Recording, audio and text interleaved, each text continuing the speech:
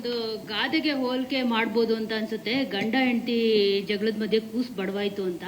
ಆ ಥರ ಏನಾದರೂ ಧ್ರುವ ಸರ್ಜಾ ಅವರ ಪರಿಸ್ಥಿತಿ ಆಗಿದೆಯಾ? ನಿಮ್ಮ ರಿಯಾಕ್ಷನ್ ಏನು ಇದ್ರ ಬಗ್ಗೆ? ಯಾಕಂದ್ರೆ ನಿಮ್ಗೆ ತುಂಬಾ ಎಫೆಕ್ಟ್ ಆಗ್ತಿದೆ ಅಂತ ಅನ್ಸುತ್ತೆ ಸಿನಿಮಾಗೆ.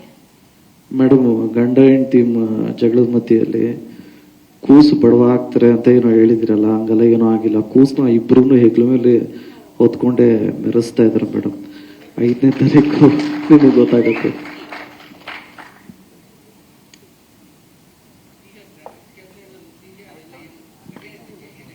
ಸರ್, ಈಗ ಅದಕ್ಕೋಸ್ಕರನೇ ಡಿಲೇ ಅನ್ನೋದು ನಾನು ಕ್ಲಿಯರಾಗಿ ಹೇಳ್ಬಿಟ್ಟೆ. ಡಿಸೆಂಬರ್ ತಿಂಗಳಲ್ಲಿ ಅವರು ಹೊರಟೋಗ್ತಾರೆ. ಡಿಸೆಂಬರಿಂದ ನಮ್ಮದು ಮಾರ್ಚಲ್ಲಿ ರಿಲೀಸ್ ಇರುತ್ತೆ. ಮಾರ್ಚಲ್ಲಿ ಮಾಡಬೇಕು ಅಂತ ಅಂದ್ಕೊಂಡಿರ್ತೀವಿ, ಅವರು ನಮಗೆ ಡೆಲಿವರ್ ಮಾಡಲ್ಲ.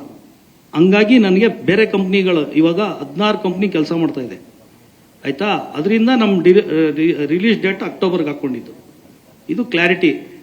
ನಮ್ಮ ರಿಲೀಸ್ ಡೇಟ್ಗೆ ಬರ್ತೀವಿ. ಅದರಲ್ಲಿ ದಸರಾ ಅಕ್ಟೋಬರ್ 11ಕ್ಕೆ ನಮ್ಮ ರಿಲೀಸು.